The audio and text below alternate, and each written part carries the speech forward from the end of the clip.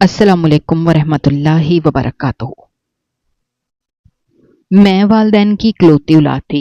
सारी जायदाद मेरे नाम थी। वालदा ने अपने यतीम भांजे को शादी करके घर दमाद रख लिया। अचानक मेरे वालदैन बीमार हुए और चंद रोज में ही फौत हो गए।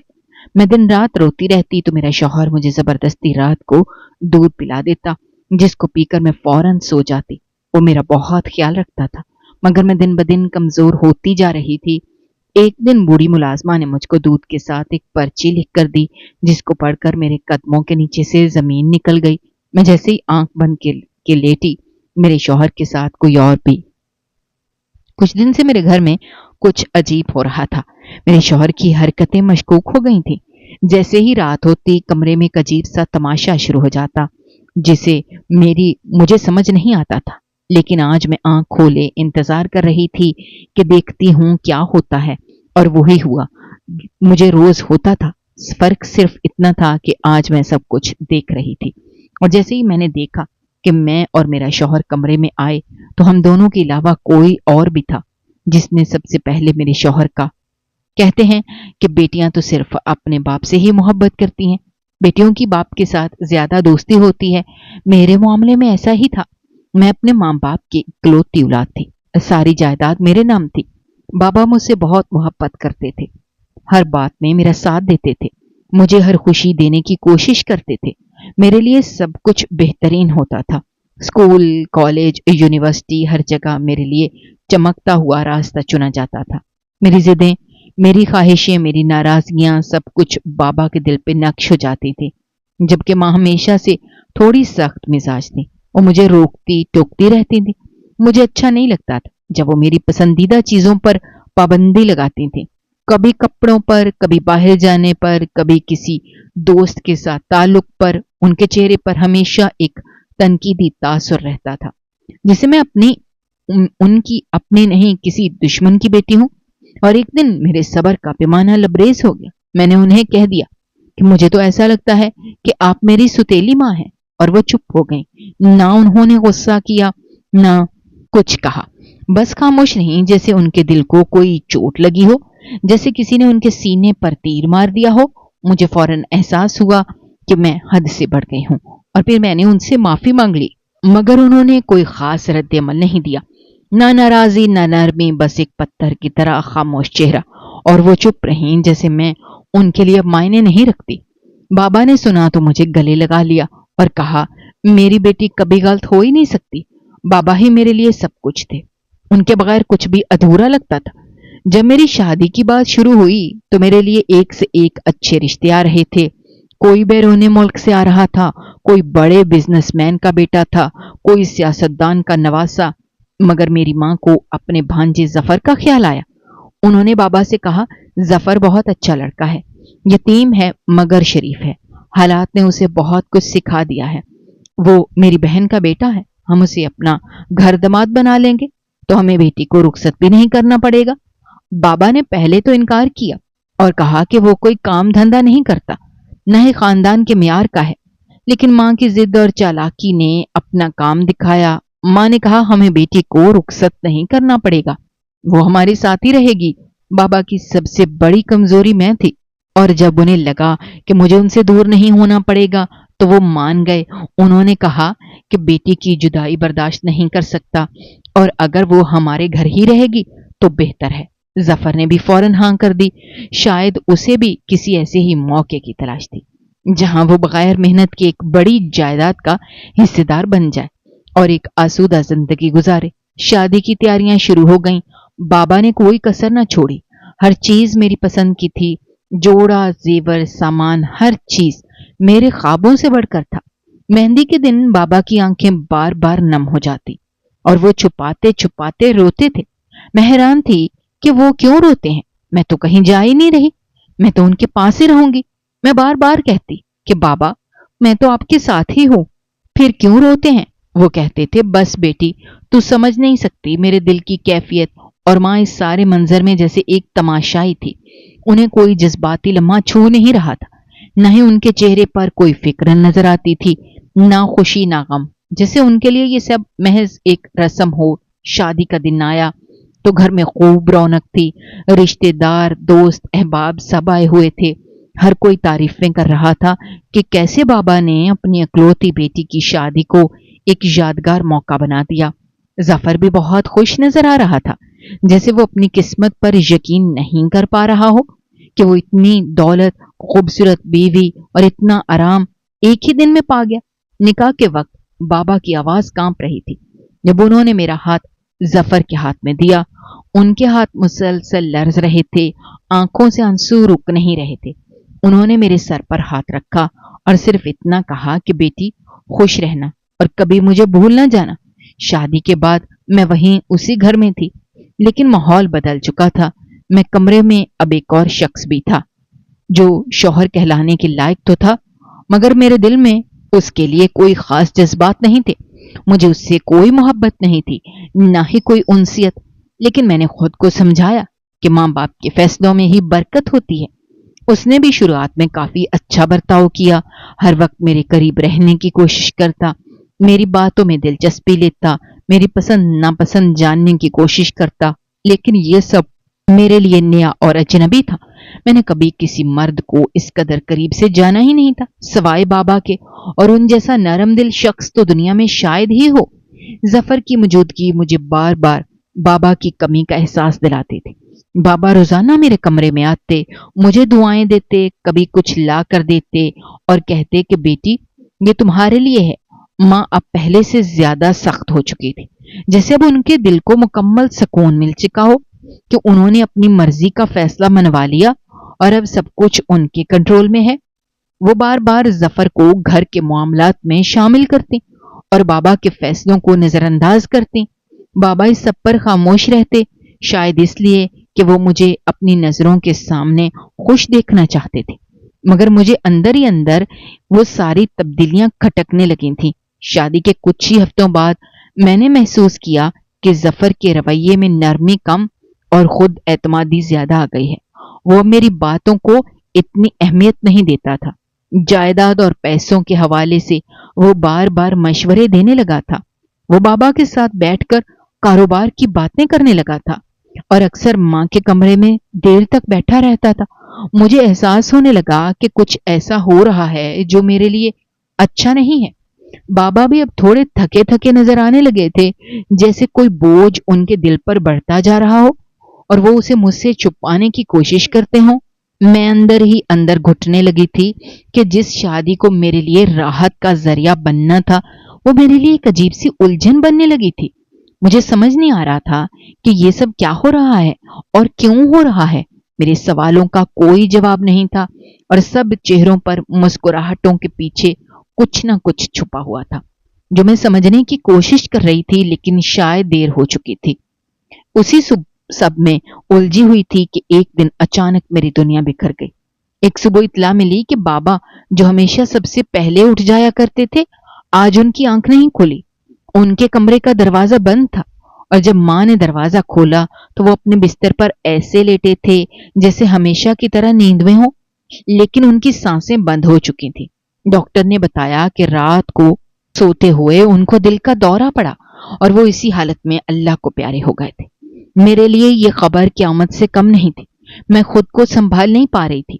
بابا کے بغیر اس گھر کی ہر دیوار اجنبی لگنے لگی تھی۔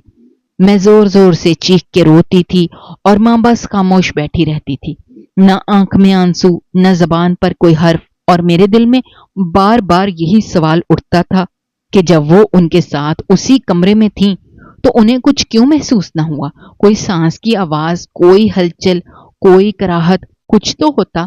انہوں نے کیوں نہ سنا کہ وہ واقعی وہاں موجود تھیں، یا بابا اکیلے ہی مر گئے تھے؟ ان کی تنہائی مجھے اندر سے توڑ رہی تھی۔ میں چیختی تھی کہ ماں آپ کیوں نہ اٹھیں، آپ نے کچھ کیوں نہ کیا؟ لیکن ماں ہر بار خاموش رہتی، جیسے وہ سن ہی نہیں رہی یا شاید سننا ہی نہیں چاہتی۔ مجھے ان کا رویہ ایک اذیت دیتا تھا اور میں اندر ہی اندر گھلنے لگی تھی۔ بابا کے جنازے پر سارا محلہ اکٹھا ہو گیا، رشتے دار، دوست، احباب سب آئے اور ہر ایک کی زبان پر صرف بابا کی نیکی کا تذکرہ تھا۔ کوئی کہتا کہ وہ بے حد رحم دل تھے، کوئی کہتا کہ ان کے ہاتھ ہمیشہ سب کی مدد کے لیے کھلے رہتے تھے، کوئی ان کی سخاوت کی تعریف کر رہا تھا اور کوئی ان کے اخلاق کی، لیکن میرے کانوں میں صرف ان کی آخری رات کی خاموشی گونج رہی تھی۔ مجھے لگ رہا تھا جیسے میں ان کے لیے کچھ نہ کر سکی۔ مجھے لگا جیسے میں نے ان کا ساتھ چھوڑ دیا، جیسے میں نے ان کے آخری وقت میں ان کے قریب نہ تھی، جیسے انہوں نے مجھے پکارا ہو اور میں سن نہ سکی۔ بابا مٹی کے حوالے ہو گئے اور میرے اندر کی دنیا بھی ویران ہو گئی۔ ان دنوں میں بہت کمزور ہو چکی تھی، نہ کھانے کا ہوش تھا، نہ پینے کا، نہ نیند آتی تھی، نہ کسی سے بات کرنے کو دل چاہتا تھا۔ ماں بھی مجھے تسلی نہ دیتی تھی، ان کا رویہ ویسا ہی سرد تھا جیسا ہمیشہ سے تھا۔ شاید وہ صدمے کو اپنے اندر چھپا کر بیٹھی تھی، یا شاید ان کے دل میں کچھ اور تھا، لیکن ان دنوں ایک شخص تھا جو میرے آس پاس ہر وقت موجود تھا، اور وہ تھا میرا شوہر ظفر۔ وہ میرا بہت زیادہ خیال رکھ رہا تھا۔ اس نے بابا کی تدفین سے لے کر رسم کل تک سب کچھ خود دیکھا، ہر انتظام میں پیش پیش رہا، اور جب سب لوگ واپس چلے گئے اور گھر سنسان ہو گیا تب بھی وہ میرے قریب رہا۔ وہ مجھے تسلی دیتا کہ زندگی کبھی نہیں رکتی، ہر کسی کو جانا ہوتا ہے اور ہمیں ان کے بغیر جینا سیکھنا ہوتا ہے۔ اس کی باتوں میں کچھ ایسا درد تھا جو میرے دل کو تھوڑا بہت سکون دیتا تھا۔ ایک دن میں کمرے کے کونے میں بیٹھی تھی اور کچھ بھی نہیں کھایا تھا، تو وہ آیا اور میرے لیے کھانے کی پلیٹ لے کر آیا۔ میں نے کہا مجھے نہیں کھانا۔ اس نے کہا اگر تم ایسے کرو گی تو تم بیمار ہو جاؤ گی۔ کیا تم چاہتی ہو کہ تمہارے بابا کی بیٹی بیمار ہو جائے؟ انہوں نے تمہیں ایسے تو نہیں چھوڑا تھا۔ مجھے اس کی بات میں ایک خاص محبت اور فکر محسوس ہوئی۔ اس نے میرے ہاتھوں میں چمچ دیا اور کہا اگر تم نہیں کھاؤ گی تو میں بھی کچھ نہیں کھاؤں گا، اور اس طرح میں تھوڑا تھوڑا کھانے لگی۔ ایک رات وہ میرے لیے دودھ کا گلاس لے کر آیا۔ میں نے کہا کہ مجھے نہیں پینا۔ اس نے کہا تم دن میں کچھ کھاتی نہیں ہو، اور اگر دودھ بھی نہیں پیو گی تو تمہیں بہت نقصان ہوگا۔ تمہارے بابا کبھی یہ برداشت نہ کرتے کہ ان کی بیٹی بیمار ہو جائے۔ وہ چاہتے تھے کہ تم ہمیشہ خوش رہو، تمہاری صحت اچھی ہو، اس لیے میں تمہیں زبردستی بھی پلاؤں گا۔ اگر تم نے نہ پیا تو پھر میں خود بھی نہیں پیوں گا۔ اس کی بات میں محبت تھی، فکر تھی، احساس تھا جو مجھے چھو گیا۔ میں نے گلاس پکڑا اور پہلی بار اس کی طرف شکریہ کے انداز میں دیکھا اور آہستہ آہستہ دودھ پینے لگی۔ اس نے کہا میں تمہارے لیے ہر رات یہ دودھ لایا کروں گا تاکہ تم کمزور نہ ہو جاؤ۔ مجھے الائچی بہت پسند تھی، اور جب اگلی رات وہ دودھ لایا تو اس میں الائچی کی خوشبو تھی۔ میں نے حیرت سے پوچھا تمہیں کیسے پتا چلا؟ اس نے کہا تمہاری الماری میں تمہارے پرانے کپڑوں میں الائچی کی خوشبو تھی، اور مجھے اندازہ ہو گیا کہ تمہیں یہ خوشبو پسند ہے۔ اس دن کے بعد روز رات کو وہ میرے لیے دودھ گرم کر کے لاتا، اور ہر بار اس میں تھوڑی سی چینی اور الائچی ڈال کر میرے ذائقے کے مطابق بناتا، اور میرے ہاتھ میں دے کر کہتا اب پیو تاکہ تمہارے بابا کو سکون ملے کہ ان کی بیٹی کا کوئی خیال رکھنے والا ہے۔ میں چپ چاپ دودھ پیتی اور کچھ لمحے سکون کے ملتے جیسے کسی نے میرے زخموں پر مرہم رکھا ہو، اور پھر میں آہستہ آہستہ نیند کی وادیوں میں چلی جاتی تھی۔ مجھے خود بھی احساس ہونے لگا تھا کہ میرے جسم میں کمزوری آ رہی ہے۔ جب میں نے ظفر کو بتایا کہ مجھے بہت نکاہت محسوس ہو رہی ہے تو اس نے کہا کہ یہی تو میں تم سے کئی دنوں سے کہہ رہا ہوں کہ تم نے کھانا پینا چھوڑ دیا ہے۔ اب بابا چلے گئے ہیں، ہم سب نے بھی ایک دن چلے جانا ہے، لیکن جب تک زندہ ہیں اپنے آپ کو سنبھالنا ہوگا۔ تم اکیلی نہیں ہو، میں ہوں نا تمہارے ساتھ، اور اب تم میرے کہنے پر روز رات کو دودھ پیو گی۔ تمہیں خالص دودھ دیا جاتا ہے۔ اس گھر میں بہت سے لوگ ایسے ہیں جنہیں یہ نصیب بھی نہیں ہوتا۔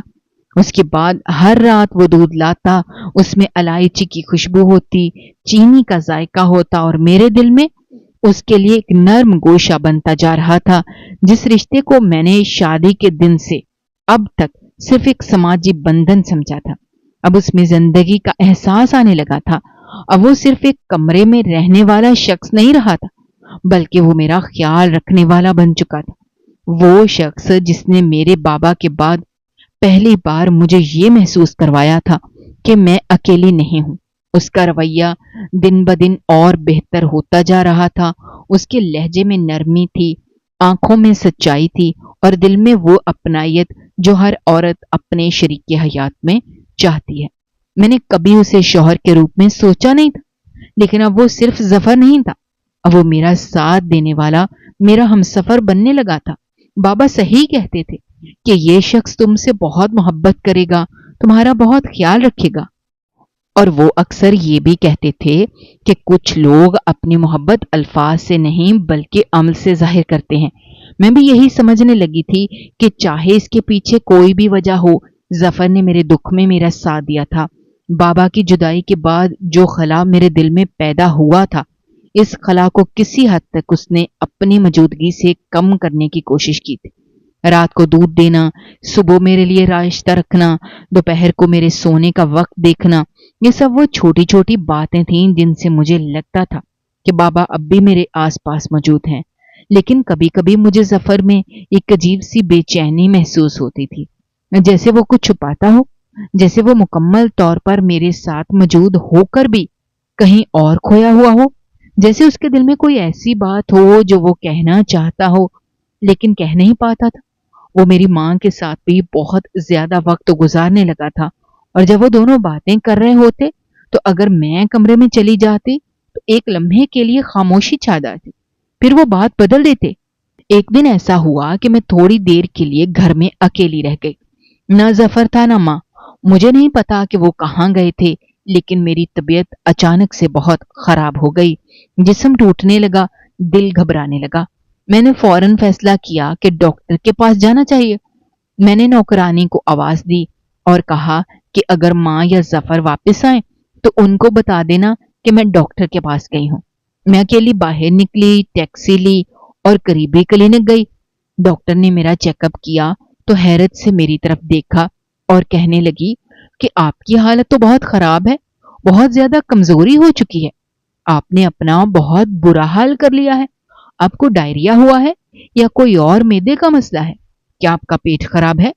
میں نے حیرت سے کہا نہیں، ایسا کچھ نہیں ہوا، مجھے کوئی بیماری نہیں ہے، بس میں کچھ دنوں سے کھانے پینے کا خاص خیال نہیں رکھ رہی۔ تو انہوں نے کہا آپ روزانہ دودھ پیا کریں تاکہ جسم میں طاقت آ سکے۔ میں نے مسکرا کے کہا میں تو روزانہ دودھ پیتی ہوں، اور وہ بھی خالص دودھ۔ لیکن انہوں نے حیرت سے کہا اگر آپ واقعی روزانہ دودھ پی رہی ہوتی تو آپ کی حالت ایسی نہ ہوتی۔ مجھے لگا جیسے ڈاکٹر مجھے ڈرا رہی ہے۔ میں نے کہا اب تو مجھے لگتا ہے کہ ڈاکٹر ہمیشہ بری خبر ہی سناتے ہیں۔ کبھی کوئی کہتا ہے بلڈ شوگر ہے، کبھی کوئی کہتا ہے وٹامنز کی کمی ہے، کبھی کوئی کہتا ہے ہارمونز کا مسئلہ ہے۔ ڈاکٹرز کو کوئی خوشی کی خبر دینا آتی ہی نہیں۔ خیر میں دوا لے کر واپس آئی۔ جب میں گھر پہنچی تو میرے ساتھ ہی گیٹ سے اندر داخل ہوتے ہوئے ماں اور ظفر بھی نظر آئے۔ ان دونوں کے چہرے پر ایک عجیب سی خوشی تھی، جیسے وہ کسی پرسکون لمحے سے واپس آئے ہوں، جیسے کوئی کام مکمل ہوا ہو۔ لیکن جیسے انہوں نے مجھے دیکھا، ان کے چہروں سے مسکراہٹ غائب ہو گئی اور ایک سنجیدگی سی چھا گئی۔ ماں نے آنکھیں چرا لی اور ظفر فوراً میرے قریب آیا اور کہنے لگا ارے کیا ہوا، تم کہاں چلی گئی تھی، طبیعت کیسی ہے؟ مجھے لگا شاید وہ میری فکر میں مبتلا ہو گیا۔ اس نے میری بات کا جواب نہیں دیا کہ وہ کہاں گئے تھے، اور میں نے بھی اس وقت ان کے چہروں کے تاثرات دیکھ کر کچھ پوچھنا مناسب نہیں سمجھا، کیونکہ ویسے بھی گھر میں بابا کے جانے کو 1 مہینہ ہی ہوا تھا اور فضا میں اب بھی وہی خاموشی اور سوگ طاری تھا۔ میں نے ظفر کو بتایا کہ ڈاکٹر نے کہا ہے میں بہت کمزور ہو گئی ہوں، تو وہ فوراً کچن کی طرف چلا گیا اور میرے لیے دودھ گرم کرنے لگا۔ مجھے یہ بات عجیب لگی کہ میں پچھلے 15 دنوں سے روزانہ رات کو دودھ پی رہی ہوں، اور وہ بھی خالص دودھ الائچی والا، چینی والا۔ پھر بھی اگر میری طبیعت خراب ہو رہی ہے تو اس کا مطلب ہے کیا واقعی میں اتنی بیمار ہو گئی ہوں کہ دودھ بھی مجھے فائدہ نہیں دے رہا، یا پھر کچھ اور مسئلہ ہے؟ لیکن پھر خود کو یہ کہہ کر چپ کرا لیا کہ شاید بابا کی جدائی کا غم اب بھی میرے جسم میں پھیلا ہوا ہے، وہ دکھ جو دن میں خاموشی سے جیتا ہے اور رات کو آنکھوں سے برس جاتا ہے، شاید وہی میری کمزوری کی اصل وجہ ہے۔ میں نے وہ بات نوکرانی کو بتائی جو میرے بچپن کی ساتھی تھی، جو مجھے میری ماں سے زیادہ سمجھتی تھی، جس نے مجھے جھولے میں لٹایا تھا، جو میرے ہر راز سے واقف تھی۔ وہ میرے قریب آئی اور میری حالت دیکھ کر بہت پریشان ہو گئی۔ وہ بولی بی بی جی آپ سے ایک بات کہنی ہے۔ میں نے کہا ہاں ہاں بولو، کیا بات ہے؟ لیکن جیسے ہی وہ کچھ بولنے لگی ماں وہاں آ گئی اور اس کی زبان رک گئی۔ ماں نے ہم دونوں کی طرف شک کی نگاہ سے دیکھا اور پوچھا کیا بات ہے، کیا کہہ رہی تھی؟ تو وہ گھبرا کے بولی کہ نہیں جی کچھ نہیں، میں تو صرف یہ پوچھ رہی تھی کہ رات کو کھانے میں کیا بناؤں۔ ماں نے سرد لہجے میں کہا اس سے کیوں پوچھتی ہو، اسے تو اپنا آپ سنبھالا نہیں جاتا، میرے سے پوچھو میں بتاتی ہوں۔ ماں کا رویہ ہمیشہ سے میرے ساتھ ایسا ہی تھا، جیسے میں اس کی بیٹی نہ ہوں، جیسے میری خوشی اس کے لیے بوجھ ہو، جیسے میرے رونے پر بھی اس کا دل نہیں پگھلتا۔ وہ مجھے ہر بات پر تنقید کا نشانہ بناتی تھی، اور جب سے بابا گئے تھے وہ اور بھی سخت ہو گئی تھی۔ میرے دکھ کو سمجھنا تو دور کی بات، اس نے کبھی میرے چہرے کی زردی بھی محسوس نہ کی۔ وہ میرے سامنے ہمیشہ اس طرح کھڑی رہتی جیسے میں کوئی احسان فراموش ہوں اور اس نے مجھ پر کوئی بہت بڑا بوجھ ڈال دیا ہو۔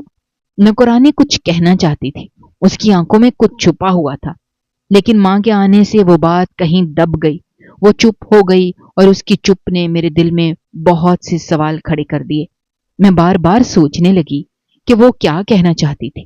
کیا وہ میرے بارے میں کوئی ایسی بات جانتی تھی جو میں نہیں جانتی تھی؟ کیا اس دودھ میں یا میری طبیعت خرابی میں کچھ ایسا راز ہے جو ابھی مجھ سے پوشیدہ ہے؟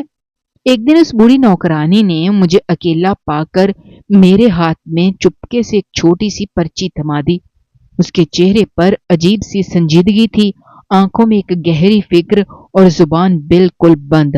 اس نے ہاتھ سے اشارہ کیا کہ اس بات کا ذکر کسی سے نہ کرنا اور کوئی نہ دیکھے۔ میں لان میں بیٹھی ہوئی تھی، دھوپ ہلکی ہلکی پڑ رہی تھی، درختوں کے پتوں سے روشنی چھن چھن کر نیچے آ رہی تھی، اور میرے ہاتھ میں وہ پرچی تھی جس کے اندر ایک ایسا راز چھپا تھا جس نے میرا سارا وجود ہلا کر رکھ دیا۔ جب میں نے پرچی کھولی اور اس پر لکھی ہوئی تحریر پڑھی تو میرے ہاتھ سے وہ پرچی چھوٹتے چھوٹتے بچی۔ لکھا تھا روزانہ رات کو جو دودھ تمہارا شوہر تمہارے لیے لاتا ہے اس میں وہ کوئی عجیب سی دوائی ملاتا ہے اور تمہیں بے ہوشی کی حالت میں لے آتا ہے۔ میرے جسم میں جھرجھری سی دوڑ گئی، مجھے یقین نہیں آیا۔ ایک لمحے کے لیے تو مجھے ایسا لگا کہ شاید یہ نوکرانی کا کوئی وہم ہو یا وہ کسی غلط فہمی کا شکار ہو گئی ہو، لیکن پھر مجھے ڈاکٹر کی وہ باتیں یاد آئیں جب اس نے کہا کہ اگر تم واقعی روز دودھ پیتی ہو تو تمہاری حالت ایسی نہیں ہونی چاہیے۔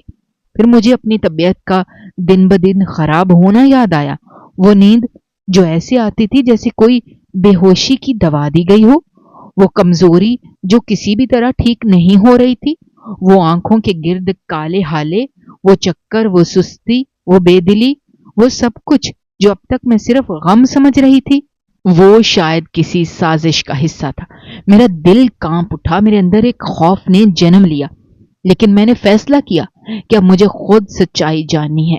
میں نے سوچ لیا کہ آج رات کو میں دودھ کا وہ گلاس نہیں پیوں گی، لیکن ظفر کو یہی دکھاؤں گی کہ میں نے دودھ پی لیا ہے۔ رات ہوئی اور سب کچھ معمول کے مطابق ہونے لگا۔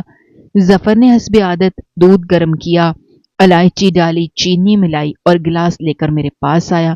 میں نے اسے ہاتھ میں لیا اور کہا شکریہ، میں پی لیتی ہوں۔ وہ تھوڑی دیر میرے پاس بیٹھا، پھر جیسے ہی اس کی توجہ موبائل کی طرف گئی میں نے چپکے سے گلاس کا دودھ پاس رکھے گملے میں ڈال دیا اور گلاس منہ سے لگا کر ایسے ظاہر کیا جیسے میں نے دودھ پی لیا ہو۔ وہ مسکرا کے بولا بس یہی بات اچھی ہے، میری بیوی میری بات مانتی ہے اور مجھے خوشی ہوتی ہے کہ تم اپنا خیال رکھ رہی ہو۔ میں نے بھی تھوڑا سا ہنسنے کی اداکاری کی، لیکن میرے اندر خوف اور شک کے سائے چھپے آئے ہوئے تھے۔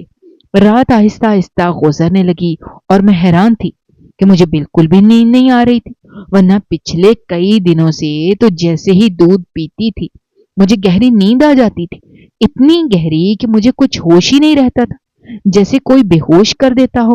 اور آج جب میں نے وہ دودھ نہ پیا تو میرا دماغ بالکل صاف تھا، میری آنکھیں کھلی تھی اور میں ہر چھوٹی سے چھوٹی آواز سن پا رہی تھی۔ ظفر کمرے میں آیا، بستر پر لیٹا، کچھ دیر موبائل میں مصروف رہا، پھر آہستہ آہستہ موبائل ایک طرف رکھا اور ایسے لیٹ گیا جیسے وہ سونے کی تیاری کر رہا ہو۔ میں آنکھیں بند کیے لیٹی رہی، لیکن میرے دل کی دھڑکن تیز تھی۔ میں یہ جاننے کے لیے بےقرار تھی کہ آگے کیا ہوتا ہے۔ میں سونے کی اداکاری کر رہی تھی جیسے میں ہر رات کیا کرتی تھی، लेकिन इस बार मैं पूरी तरह जाग रही थी। थोड़ी ही देर गुजरी थी कि कमरे का दरवाजा खुला और अंदर मेरी मां दाखिल हुई। मैंने अपनी पलकों की बारीक दर्द से देखा। वो सीधी जफर के पास चली गई, उसके बिल्कुल करीब बैठ गई। उनके चेहरे पर वही नर्म मुस्कुराहट थी जो मैंने कभी अपने लिए नहीं देखी थी। उनके लहजे में वही नरमी थी जो मैंने कभी महसूस नहीं की थी, और इससे आहिस्ता आहिस्ता बातें करने लगी। उनके लहजे में एक अजीब सी रोमांटिक मिठास थी। उनकी बातें सुनकर मेरे दिल की धड़कन रुकने लगी। वो कह रही थी कि दवाई का असर नहीं हो रहा। वो भी बड़ी संजीदगी से कह रहा था कि असर हो रहा है, लेकिन आहिस्ता आहिस्ता होगा ना। जवान जहान लड़की है, अचानक से तो नहीं मर जाएगी। अगर ये अचानक मर गई तो लोग सवाल करेंगे कि इतनी सेहतमंद लड़की को क्या हुआ। इसलिए पहले ये बीमारी की हालत में आएगी, कमजोर होगी, चक्कर आएंगे, डॉक्टर भी यही कहेंगे कि कमजोरी से मरी है। फिर जब मौत आएगी तो किसी को शक नहीं होगा। और इसके बाप का तो काम आसान था, बूढ़ा था, सबने मान लिया कि हार्ट अटैक हुआ। लेकिन इसके लिए वक्त लगेगा, सब्र करो मेरी जान। ये सुनकर मेरे जिस्म में जैसे बिजली सी दौड़ गई। मेरा दिल चाहा कि उसी वक्त चीख के सबको बता दूं कि मैं सब सुन रही हूं, लेकिन मैं बेबसी के आलम में लेटी रही। मेरी आंखों से आंसू खामोशी से बहने लगे। मुझे यकीन नहीं आ रहा था कि वो शख्स जिसने मेरी जिंदगी में बाबा के बाद थोड़ा सा सहारा दिया था, वही शख्स मेरी जान लेने के दर पे है। और मेरी मां, जिसने मुझे जना था, जिसने मेरे लिए कभी अपनी जान देने का सोचा था, वही औरत मेरे खून की प्यासी है। मुझे सब कुछ साफ साफ सुनाई दे रहा था कि वो दोनों मेरे खिलाफ कैसे मंसूबे बना रहे हैं और कैसे वो दोनों मेरे बाबा को रास्ते से हटा चुके हैं ताकि सारी जायदाद पर उनका कब्जा हो जाए। बाबा के दिल का दौरा हकीकत में कोई हादसा नहीं, बल्कि साजिश थी, उन दोनों की साजिश। और मैं अब उनकी अगली टारगेट थी। मैं अंदर से टूट चुकी थी। मेरे आंसू मेरे तकिए को भगो चुके थे। मेरी सांसें रुकी रुकी लग रही थीं। लेकिन मैंने फैसला कर लिया था कि अब मैं खामोश नहीं रहूंगी। मैं उनके नरगे में आकर मरने वाली नहीं हूं। मैं वो बेटी हूं जिसके बाबा ने उसे मजबूत बनाया था, वो बेटी जिसके अंदर अब अपने बाप का खून बोलने लगा था। अब मैं उन दोनों को बेनकाब करके रहूंगी। लेकिन मुझे वक्त और होशियारी की जरूरत थी, क्योंकि अब मेरी जिंदगी एक खेल बन चुकी थी। एक ऐसा खेल जिसमें या तो मैं मर जाती या वो दोनों अपने अंजाम को पहुंचते। मुझे उस बूढ़ी नौकरानी ने वो बात बताई जो मेरे हवासों को झंझोड़ देने के लिए काफी थी। उसने मेरी आंखों में देखकर कहा, बीबी जी, ये औरत तुम्हारी सगी मां नहीं है, और ये लड़का जिसको वो अपना भांजा कहती है, वो इसका आशिक है। ये दोनों एक साथ बहुत पहले से जुड़े हुए हैं, और जब तुम्हारे बाबा ने दूसरी शादी की थी तो तुम बहुत छोटी थी। तुम्हारे बाबा ने ये बात तुमसे छुपा ली ताकि तुम्हें कभी यह एहसास ना हो कि तुम्हारी मां सगी नहीं है। वो तुम्हें इसलिए भी हर वक्त डांटती रहती थी क्योंकि वो तुम्हें अपना बोझ समझती थी, और उसके दिल में तुम्हारे लिए कभी भी मां जैसा प्यार नहीं था। वो सिर्फ इसलिए तुम्हें बर्दाश्त कर रही थी कि तुम्हारे नाम सारी जायदाद थी, और वो किसी भी तरह इस जायदाद पर कब्जा करना चाहते थे। जब उस नौकरानी ने ये बात कही तो मेरी रूह तक कांप उठी। मेरी आंखों के सामने सारी जिंदगी की फिल्म चलने लगी। मुझे हर वो लम्हा याद आने लगा जब उस औरत ने मुझसे नफरत की, हर वो वक्त जब मुझे लगा कि शायद मां का दिल थोड़ा सख्त है, लेकिन दरअसल वो मेरा खून ही न थी। मुझे एक एक बात की समझ आने लगी। बाबा ने हमेशा इसलिए छुपाया कि वो मुझे तकलीफ से बचाना चाहते थे, लेकिन वो इस बात से बेखबर थे कि इस छुपाई गई हकीकत ने मेरी जान पर बनाई। मैं अगर उसी वक्त उनके सामने जाकर ये बात कह देती कि मुझे सब पता चल गया है, तो वो मुझ पर हमला भी कर सकते थे, क्योंकि उनके अंदर अब सिर्फ लालच था, दौलत का नशा था, और एक खौफ था कि अगर मैंने जुबान खोली तो उनका सारा खेल बर्बाद हो जाएगा। वो इस हद तक गिर चुके थे कि मेरे कत्ल की साजिश रचाई थी। मैंने बहुत सोच समझकर एक कदम उठाया और मैं वकील साहब के पास गई। मैंने उनसे कहा कि मैं अपनी वसीयत लिखवाना चाहती हूँ, क्योंकि मुझे अपनी जिंदगी पर अब यकीन नहीं रहा। मैंने वसीयत में लिखवाया कि अगर मेरे साथ कुछ भी हो जाए तो मेरी सारी जायदाद किसी करीबी रिश्तेदार को नहीं, बल्कि एक ट्रस्ट के नाम कर दी जाए ताकि गरीब बच्चों की तालीम और बेवाओं की मदद हो सके। जब मैं घर वापस आई तो मैंने वसीयत इन दोनों के सामने पढ़ी और कहा कि अब मेरी जायदाद का कोई वारिस नहीं रहेगा। ये सुनकर उन दोनों के चेहरे एकदम सफेद हो गए। उनकी आंखों में एक झुंझलाहट थी, जैसे उनका ख्वाब चकनाचूर हो गया हो, और मुझे अंदाजा हो गया कि मेरे अंदाजे गलत नहीं थे। अगले ही दिन से जफर का रवैया बदल गया। वो जो हर रात मेरे लिए दूध का गिलास लेकर आता था, उसने लाना बंद कर दिया।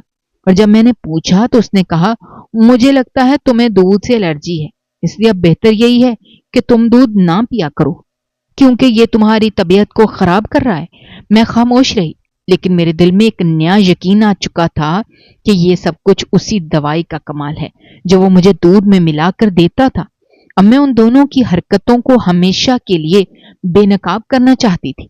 मैंने एक कंपनी से राब्ता किया और अपने कमरे में खुफिया कैमरा लगवा दिया, और फिर रात को उन दोनों की नाज़ेबा हरकत और साजिशें कैमरे में कैद हो गईं। वो रात जब वो दोनों मेरे कमरे में आकर अपने नापाक इरादे बयान करते थे, वो सब कुछ अब रिकॉर्ड हो चुका था। मैंने अगले दिन वो तमाम वीडियोस अपने लैपटॉप से उन दोनों के मोबाइल पर भेज दी ताकि वो जान लें कि अब मैं बेखबर नहीं हूं। जब मैंने ये किया तो वो दोनों घर पर मौजूद नहीं थे। मैंने नौकरानी से कहा कि घर के अंदर से ताला लगा दे, और मैंने पुलिस को बुला लिया। मेरे साथ वकील भी था। मैंने पुलिस को सारी कहानी सुनाई, उनको वीडियोस दिखाई, मेरे बाबा के कत्ल की साजिश, उनका मुझ पर हमला करने का मंसूबा, सब कुछ मैंने खोल कर रख दिया। मैंने उन दोनों पर इक़दाम कत्ल का पर्चा दर्ज करवाया। क्योंकि सबूत मेरे पास ठोस थे, इसलिए उनकी जमानत मुमकिन नहीं थी। पुलिस ने उन्हें गिरफ्तार कर लिया। वकील साहब ने मुझे मुकम्मल कानूनी मदद दी और मेरे अंदर हिम्मत भी बाबा की दी हुई थी। मैंने जफर पर खुला का केस दायर किया और वो फौरन कबूल कर लिया गया, क्योंकि अदालत में उनकी किरदार कुशी के सारे सबूत मौजूद थे। मैंने इस औरत को, जो खुद को मेरी मां कहती थी, हमेशा के लिए अपने घर से निकाल दिया, क्योंकि वो मेरा कुछ नहीं बिगाड़ सकती थी। मेरी जिंदगी की बागडोर अब मेरे हाथ में थी।